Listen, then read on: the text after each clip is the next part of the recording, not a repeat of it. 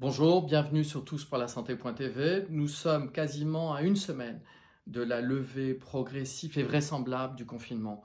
Nous nous sommes du coup intéressés à l'impact du confinement sur la vie des Français. Alors bien évidemment, il y a un impact positif, vous le savez. Le confinement a permis enfin de casser cette croissance inexorable du nombre de décès. Je dirais qu'il y a une diminution de la progression. Malheureusement, nous allons bientôt atteindre les 25 000 morts à l'hôpital et en EHPAD. Mais dans les 24 dernières heures, la progression a été de moins de 100. On n'a jamais eu aussi peu de progression depuis le 22 mars. De même, le nombre de patients hospitalisés pour Covid a diminué.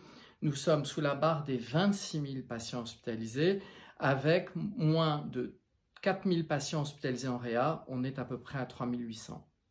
Ce que vous savez peut-être moins, c'est que le confinement a aussi des effets pervers. Je voudrais d'abord souligner, on en a déjà parlé, de l'impact sur les patients chroniques. Les patients chroniques ne sont plus venus à l'hôpital, ou beaucoup moins pendant la phase de Covid. Et c'est normal, on avait réquisitionné des lits pour les transformer en lits de réanimation. Mais ils ne sont pas venus aussi chez leur médecin, de peur de les embêter ou de peur de contracter le virus. Le problème, c'est quand l'activité s'arrête. La maladie continue. On sait à titre d'exemple que pour le cancer, si les patients ne sont pas pris en charge pendant un mois, on voit leur risque de rechute ou leur risque de décès augmenter de 10 à 20%. C'est une urgence majeure. Deuxième type d'impact. Bien sûr, les patients avec des troubles mentaux font partie des patients chroniques. Mais on voit apparaître des effets du confinement, notamment chez les populations jeunes. Pourquoi? Eh bien, sans activité professionnelle, sans exercice physique, sans lien social, sans relations sexuelles parfois, on voit exploser le nombre de patients jeunes avec des troubles anxieux, avec des troubles dépressifs et voire même, notamment sous l'effet de la crise économique, des suicides. Troisième point, l'activité des professionnels de ville. Eh bien, contrairement à ce que vous pouvez croire, elle a diminué de façon drastique.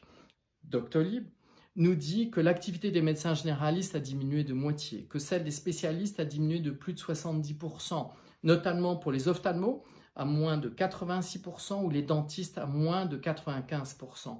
Ça pose des problèmes terribles d'équilibre économique de l'exercice de ces patients, de ces cabinets.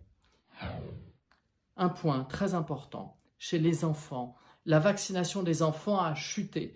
Alors que pour les nourrissons, les choses s'étaient améliorées avec l'obligation vaccinale, on voit apparaître une diminution de vaccination de près de 25% par rapport au même mois l'année dernière pour les vaccinations contre la polio, le tétanos, la coqueluche. Tenez-vous bien, la diminution est de l'ordre de 50% pour la vaccination contre la rougeole. Un autre point, plus inattendu et plus positif, c'est qu'on a vu les effets du confinement, une augmentation des ventes des tests de grossesse depuis la première semaine du confinement où il est à peu près de 6% jusqu'à 38%. On s'attend donc à un baby boom. Ce sera un effet inattendu du Covid, mais qu'on aura dans 8 ou 9 mois.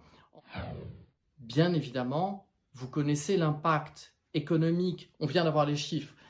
On a un PIB en récession de 5,8% en France. Nous sommes malheureusement les recordmen de la récession dans la zone euro, où la moyenne est environ de 3,8%. Les Espagnols et les Italiens font mieux que nous. Je ne parle pas des Allemands qui ont une récession de l'ordre de 2%. Pourquoi?